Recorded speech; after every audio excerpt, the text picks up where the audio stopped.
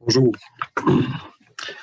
C'est avec plaisir que je peux me joindre à vous ce matin comme deuxième essai parce que pour ne rien vous cacher, j'avais déjà fait un premier essai il y a quelques jours et René m'a dit gentiment, ce que tu nous as envoyé comme message, tu l'as déjà donné en 2017, 2018, je ne sais plus quand, donc j'ai essayé de vous passer du vieux stock, mais ça n'a pas marché.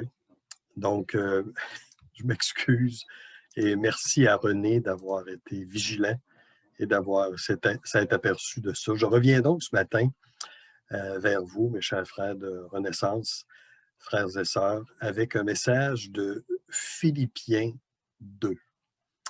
Et je veux vous dire que j'aurais aimé être parmi vous, être chez vous, mais je sais que actuellement, vous ne vous réunissez pas.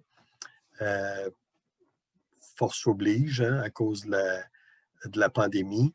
Et de mon côté, étant dans la région de Québec, qui est actuellement une région rouge, fond noir quasiment, je suis une personne non grata, persona non grata à Trois-Rivières. J'ai peur que si je me présente à Trois-Rivières, on me brûle sur un bûcher comme exemple de quelqu'un qui vient de Québec. Écoutez, je ne pense pas que j'ai le virus, mais je ne voudrais surtout pas le donner à qui que ce soit si parfois je l'avais. Donc, c'est via cette plateforme Zoom. J'ai lu que c'était une plateforme, mais quand même, c'est une alternative. Et je suis content d'être avec vous pour vous partager un message de l'Épître aux Philippiens que Paul a écrit aux Philippiens au chapitre 2. Et j'aimerais lire, on va le voir en deux fois. Philippiens 2, les versets 1 à 11, et c'est trop substantiel pour le voir en une seule fois.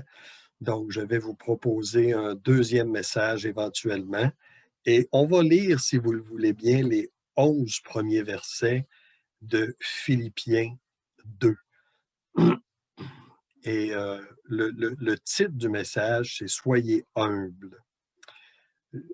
Si donc il y a quelque consolation en Christ, s'il y a quelque soulagement dans l'amour, s'il y a quelque communion d'esprit, s'il y a quelque compassion et quelque miséricorde, rendez ma joie parfaite, ayant un même sentiment, un même amour, une même âme, une même pensée.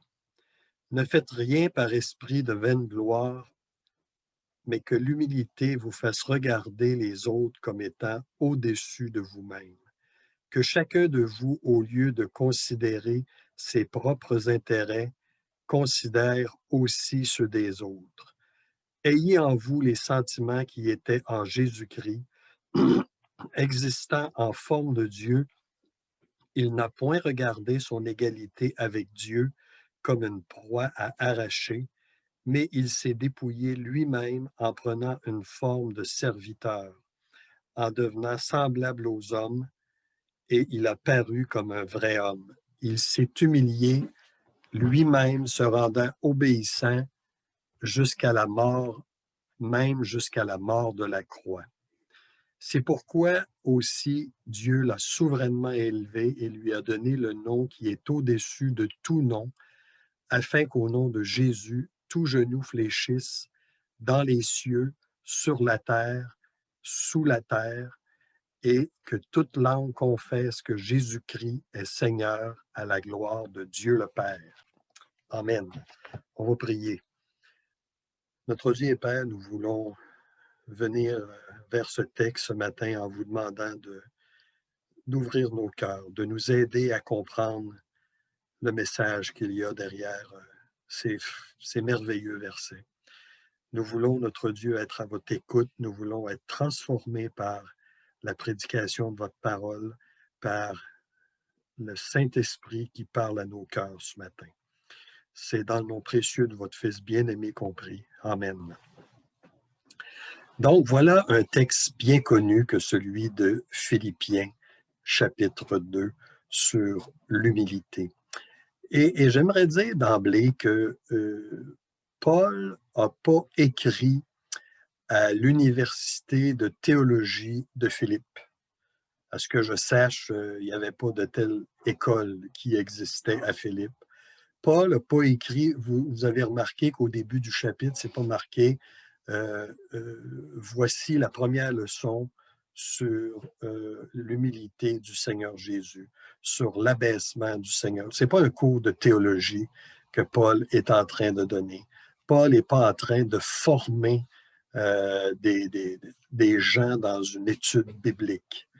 Paul s'adresse à une église locale. Il aurait pu écrire cette épître-là à l'église de Renaissance.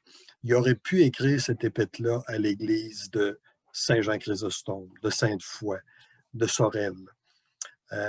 Et quand je dis ça, je ne veux pas dire que vous avez nécessairement les mêmes problèmes que les Philippiens avaient, mais je veux dire que Paul écrivait à des gens ordinaires. Et je pense qu'on se reconnaît dans des gens ordinaires. Et c'est ce que nous sommes. Et avant tout, Paul parle d'humilité. Paul parle d'humilité parce qu'il y avait certainement des conflits parmi l'Église de Philippe. Il y avait certainement des gens qui voulaient prendre un peu plus de place, des gens qui se considéraient eux-mêmes des gens importants.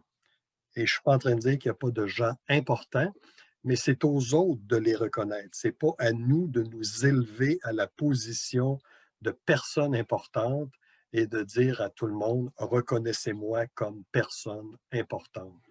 Et c'est dans ce sens-là que Paul écrit aux Philippiens, soyez humbles. Est-ce que vous êtes une personne importante dans votre église locale à Renaissance? Vous aurez la réponse si vous êtes capable de répondre « Je suis une personne humble.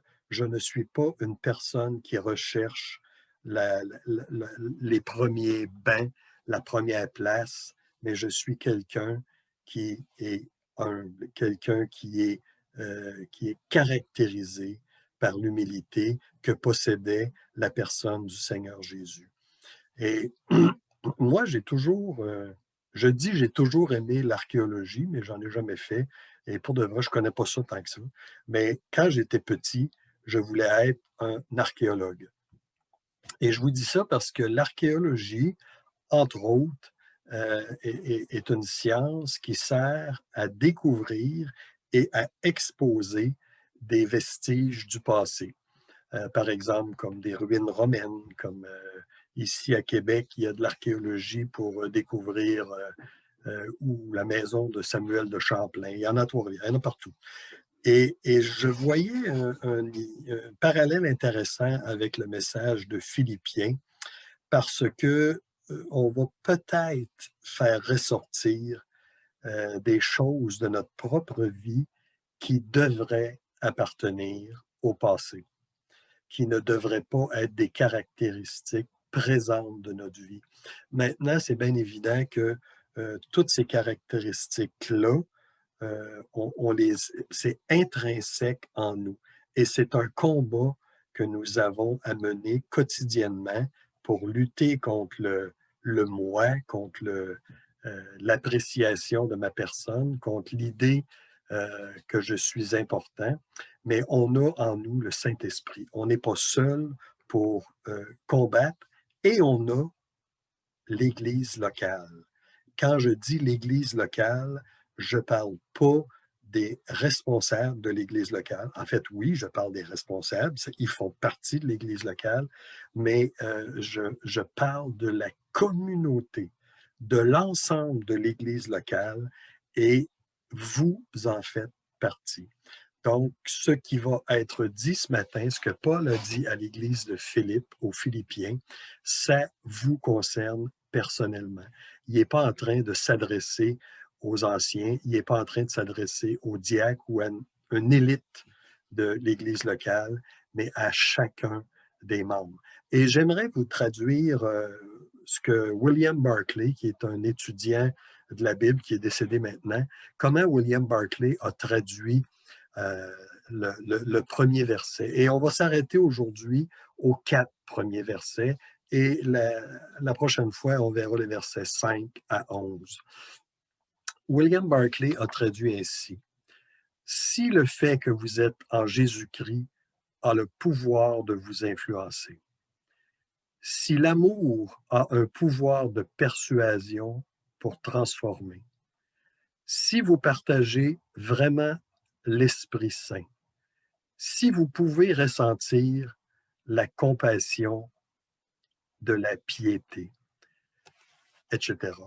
Vous voyez que dans notre texte original et dans ce que M. Barclay a traduit, il y a 4 fois le mot ou la conjonction si qui revient. Et la conjonction si est une préposition, en fait,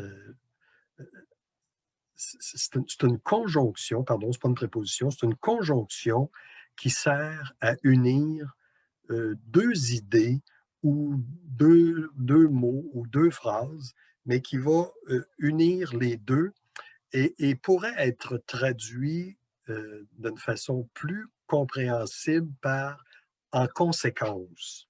C'est-à-dire que je pourrais dire euh, euh, si je si je mets pas de manteau d'hiver, j'aurai froid. Euh, si j'ai pas de parapluie, je serai mouillé. Vous voyez, le si émet pas un doute, mais il unit les deux idées et il va dire par conséquent. Le si, en fait, est une affirmation, comme dans Colossiens 3 où on lit si vous êtes, je vais le lire, Colossiens chapitre 3, si donc vous êtes ressuscité avec Christ, cherchez les choses d'en haut.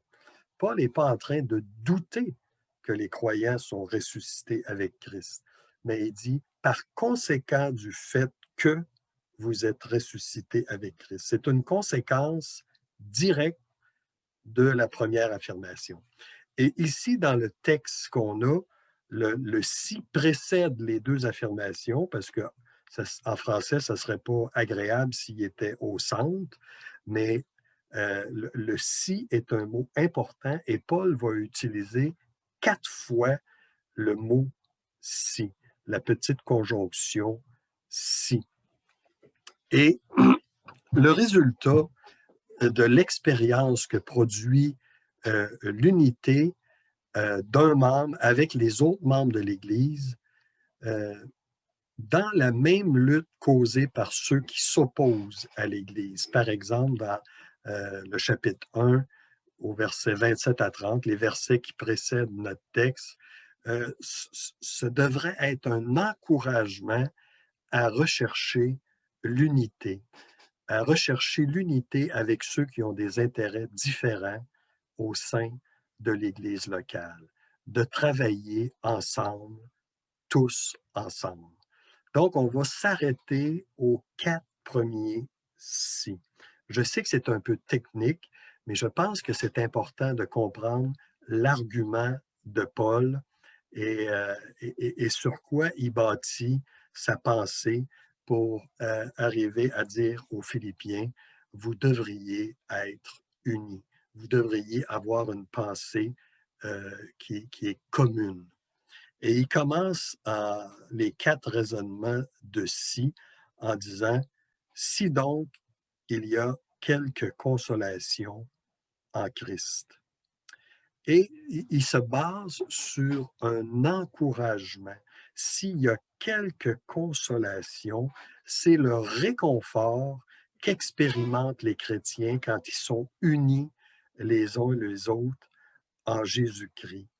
On n'est pas seul, on est ensemble si nous sommes unis à Jésus-Christ.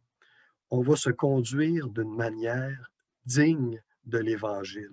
On va être capable d'accompagner ceux qui, autour de nous, ont besoin de consolation. C'est ça que le premier argument est bâti, la consolation. C'est le même mot consolation Vous vous rappelez, dans l'Évangile de Jean, le Seigneur dit: «J'enverrai un autre consolateur». Il parle du Seigneur Jésus, et le mot original, parakleto, consolateur. Ici, consolation, parakletis, c'est exactement la même idée. C'est l'idée de marcher à côté, accompagner, ça se placer à côté de quelqu'un pour l'aider, en lui offrant la consolation. Vous comprenez? On se met à côté de quelqu'un, on marche avec dans l'objectif de lui apporter une consolation.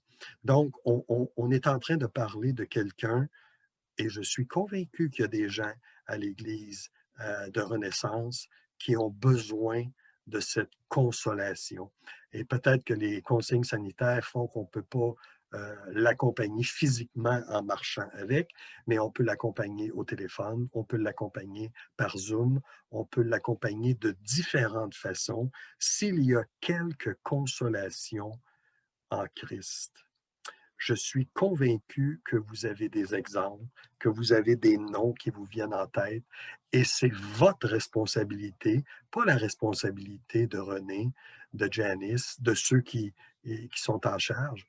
Oui, ça fait partie de leur responsabilité, mais c'est leur responsabilité à eux, c'est de s'assurer que les gens sont consolés, mais pas de consoler tout le monde, de faire de vous des consolateurs.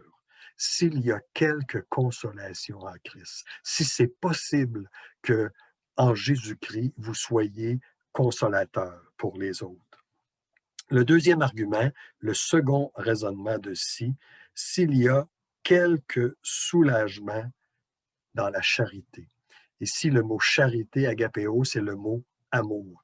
S'il y a quelque soulagement, c'est la même prière que l'apôtre Paul fait au verset 9 du chapitre 1. Je lis ce verset-là, le verset 9 du chapitre 1, où Paul va dire: Je demande dans mes prières, c'est que votre amour augmente de plus en plus en connaissance et en pleine intelligence. Paul demande que l'amour des Philippiens augmente les uns pour les autres. Et, et ce qui m'a frappé en pensant à l'amour dans le Nouveau Testament, c'est qu'en général, il est beaucoup plus question de l'amour que Dieu a pour nous que de notre amour à nous pour les autres.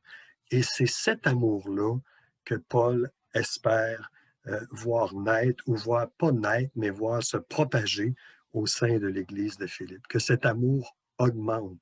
L'amour, le même amour que Dieu a pour les frères et les sœurs.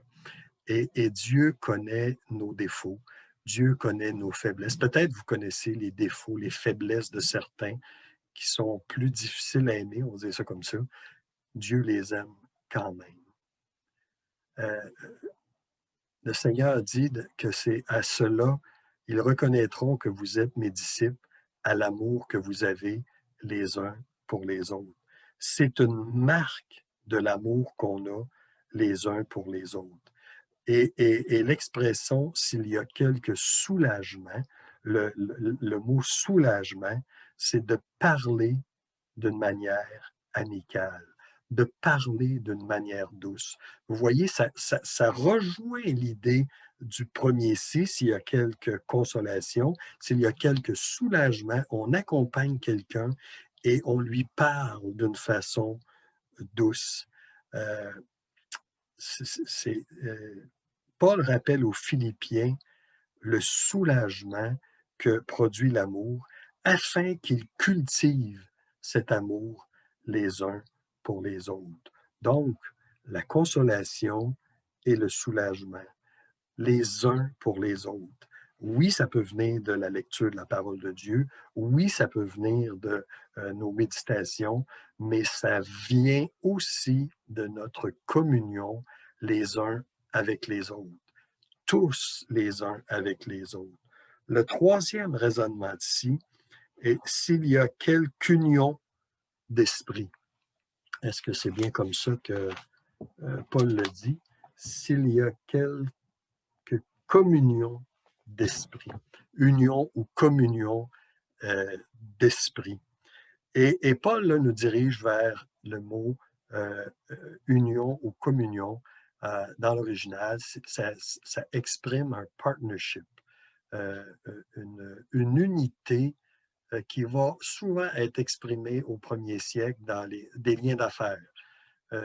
Deux personnes qui étaient unies dans la même business, dans le même travail. Par exemple, des gens qui avaient la même compagnie de pêche étaient koinonia, étaient unis ensemble. C'est le mot que Paul va employer.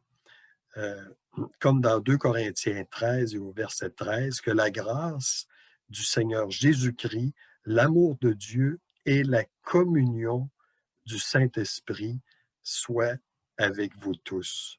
Mais ça va plus loin que simplement une unité d'affaires.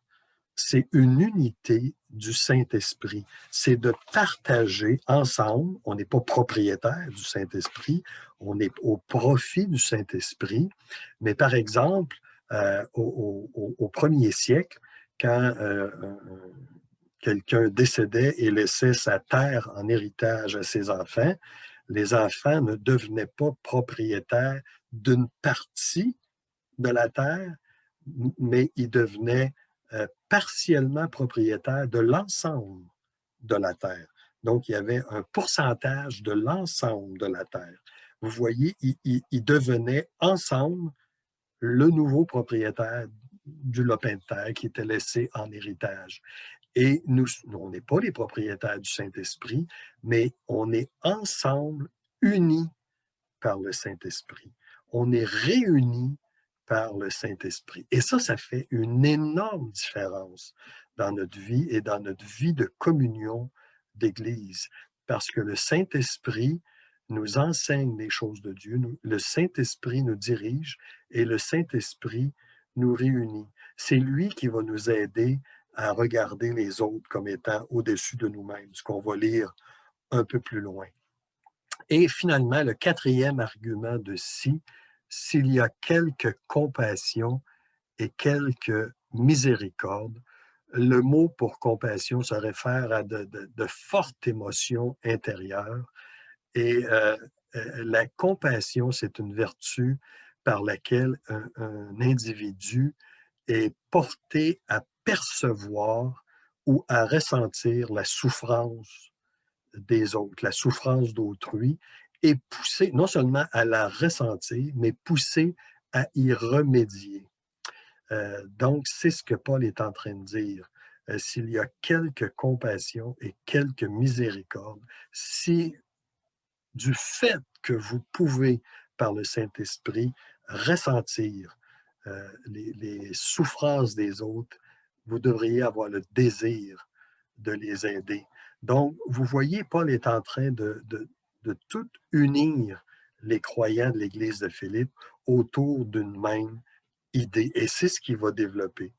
Et à ces 4 arguments-là, il ajoute un argument personnel de sa part, c'est une demande de sa part. Il dit, rendez ma joie parfaite. Parfaite, le mot parfait, c'est complet. Rendez ma joie complète en étant ce que j'ai dit aux 4 premiers si, du fait que, par conséquent, du fait que vous appartenez à Jésus-Christ, vous devriez manifester ces quatre caractéristiques. Et il explique comment arriver. Comment y arriver? Et vous savez, dans nos églises, on aime les prédications, on aime que ce soit pratique. Et on arrive à ce qui est pratique. Paul va dire ayant un même sentiment, un même amour, une même âme, une même pensée. Ayant un même sentiment, c'est d'avoir la même pensée vers quelque chose, une disposition sur la vie, les valeurs, d'avoir la même disposition. Et ailleurs, il va écrire marchons d'un même pas au point où nous en sommes, marchons d'un même pas. Arrêtons de nous tirailler, de nous déchirer, mais marchons d'un même pas. Ça ne veut pas dire qu'on va avoir une pensée qui est euh, uniforme. On a toute la même pensée, on pense tout, mais on est unis. Donc, malgré qu'on peut avoir des différences, on est unis. On va se rallier à une pensée. Et c'est dans ce sens-là que je dis d'avoir la même pensée, c'est de se rallier à la même pensée, d'un même amour. Quelqu'un a dit, l'amour commence lorsque les besoins de quelqu'un d'autre sont plus importants que les miens. Et c'est précisément ce que Paul demande. Ayez un même sentiment, un même amour, agapé. Il répète le mot amour qu'il a dit un peu plus tôt. Euh, et avoir le même amour, ça nous oblige, d'une façon ou d'une autre, à abandonner nos ambitions égoïstes, ça veut dire les ambitions qui sont portées vers nous pour se tourner vers les ambitions et les espoirs des autres, vers ce qui profite aux autres davantage de ce qui me profite à moi.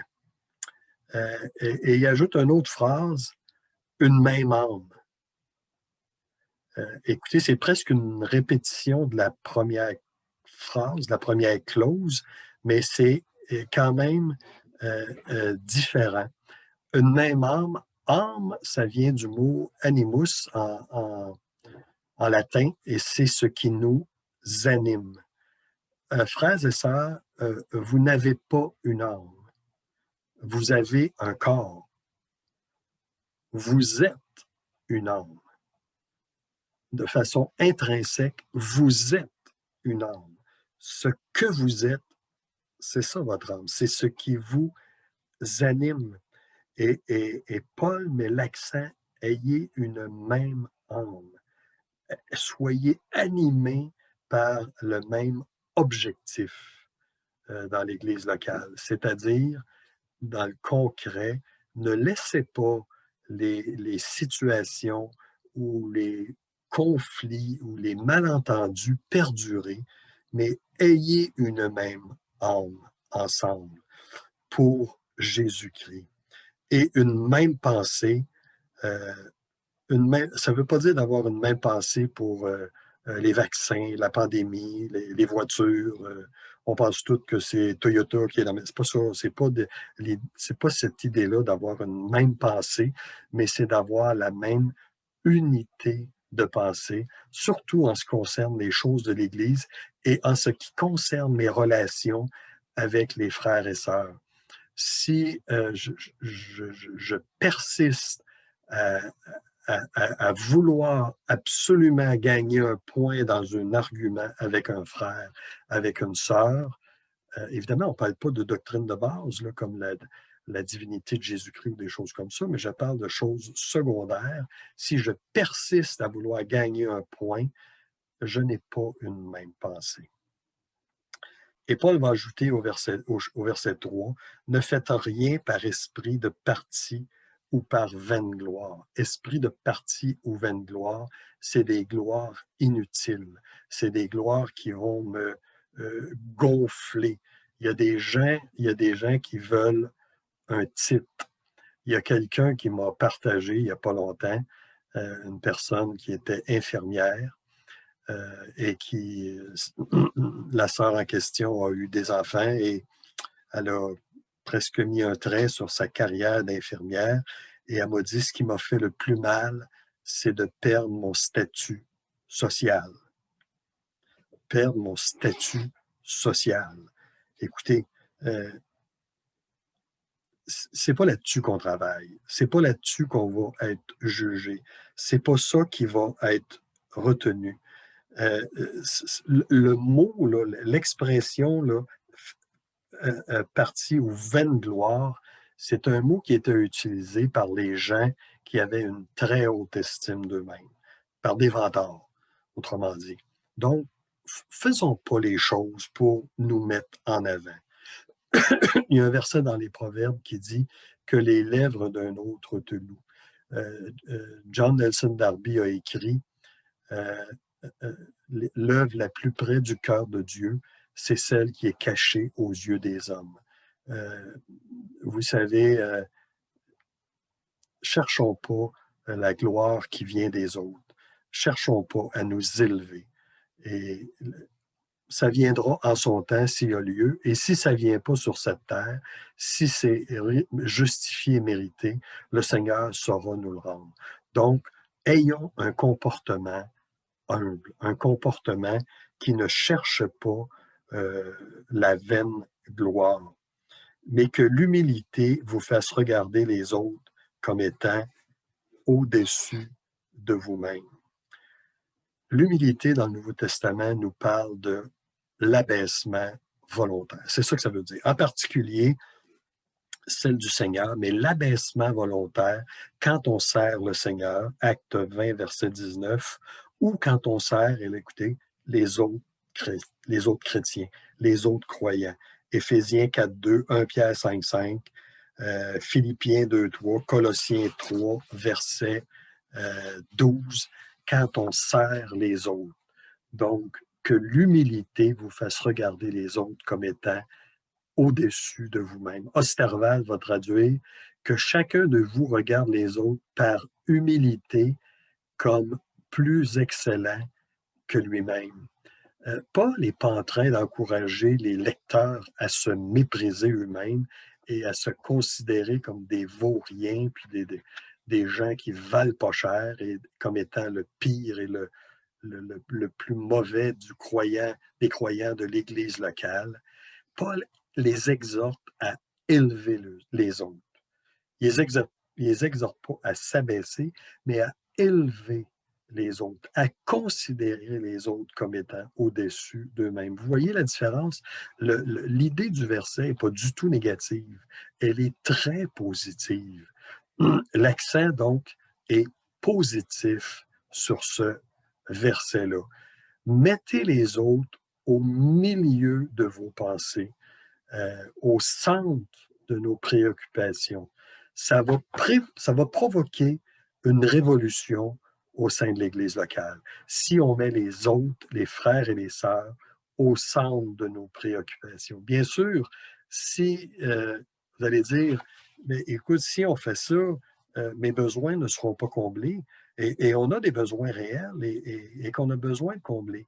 Mais si on fait ça, le Seigneur va combler nos besoins par les autres, par les frères et par les sœurs. Et là, on va dire, écoute, il y en a que je ne peux pas voir au-dessus de moi-même parce qu'ils ne sont pas au-dessus de moi. Par exemple, si quelqu'un, je vous dis n'importe quoi, si quelqu'un a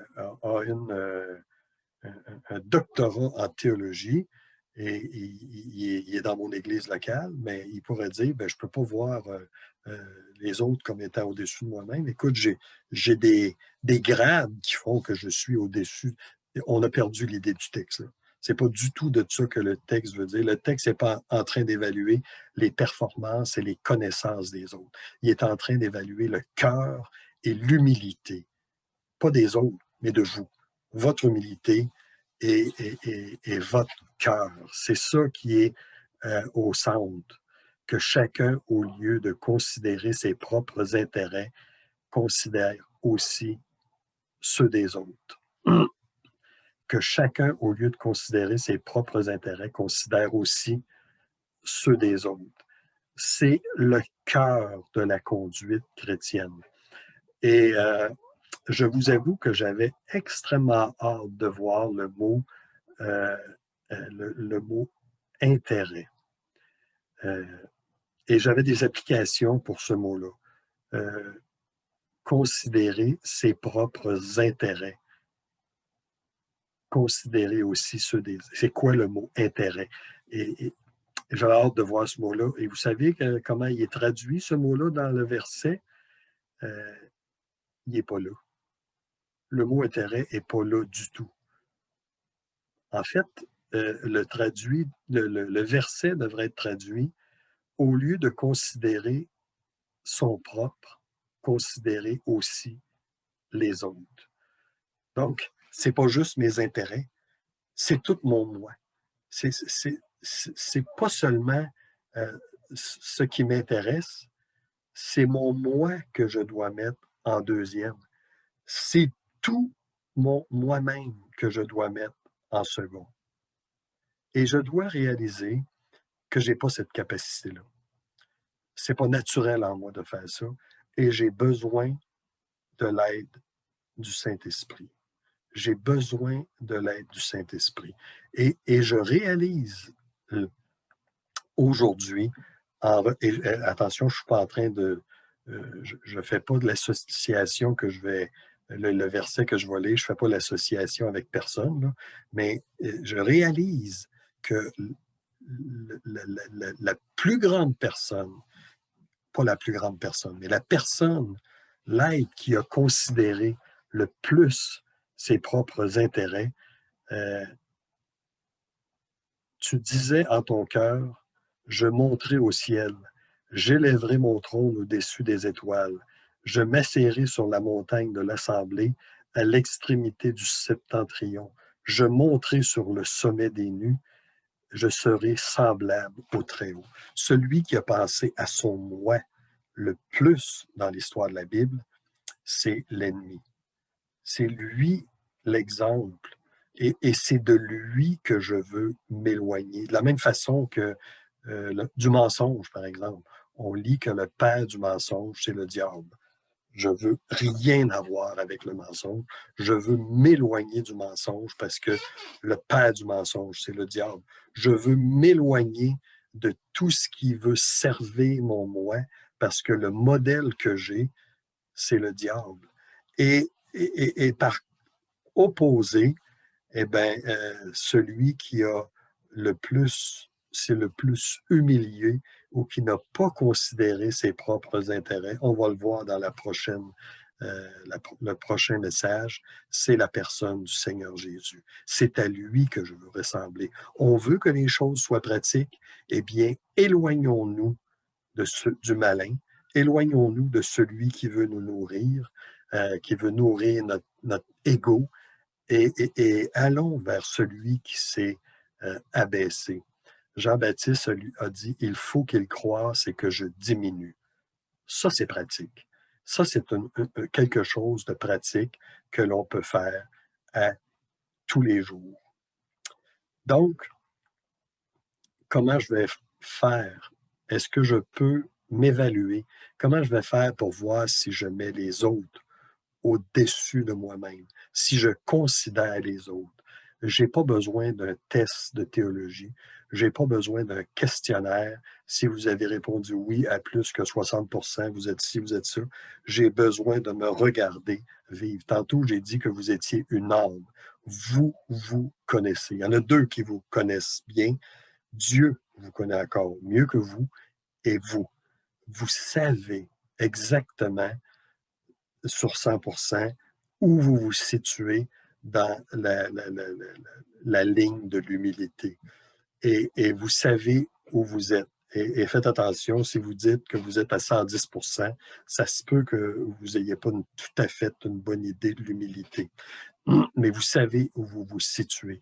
Et je vous encourage à méditer, à repenser à ces versets-là, ces 4 premiers versets-là, et à vous évaluer, à évaluer votre rôle dans l'Église locale. Quand je dis votre rôle, pas votre rôle officiel, mais votre rôle réel parmi les croyants, l'impact que vous avez. Est-ce que vous êtes quelqu'un qui aide l'Église locale? Est-ce que vous êtes quelqu'un qui apporte l'Église locale? Et quand je dis ça, si vous priez pour les frères et les sœurs, vous êtes quelqu'un qui aide l'Église locale. Je ne suis pas en train de dire que vous avez besoin de faire de grands exploits pour être des aides de l'Église locale, mais vous avez besoin d'être des gens qui ont l'Église locale à cœur, qui ont les besoins des frères et sœurs à cœur, et pas juste à cœur, mais qui vont faire tout leur possible pour y remédier. Alors voilà, c'est ce que j'avais à vous partager pour les 4 premiers versets. Et on verra la prochaine fois les autres versets qui vont nous parler de la personne du Seigneur Jésus. Et Paul va dire aux Philippiens, voici ce que je vous ai demandé dans les 4 premiers versets, et voici un exemple de quelqu'un qui a fait plus que ce que je vous ai demandé. Et Paul dit ça en montrant aux Philippiens que c'est possible. Alors, on va prier en terminant.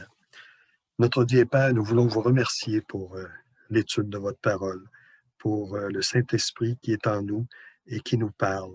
On veut vous demander de nous aider à être transformés à l'image de votre Fils. On veut être des croyants qui font une différence dans l'Église locale à Renaissance.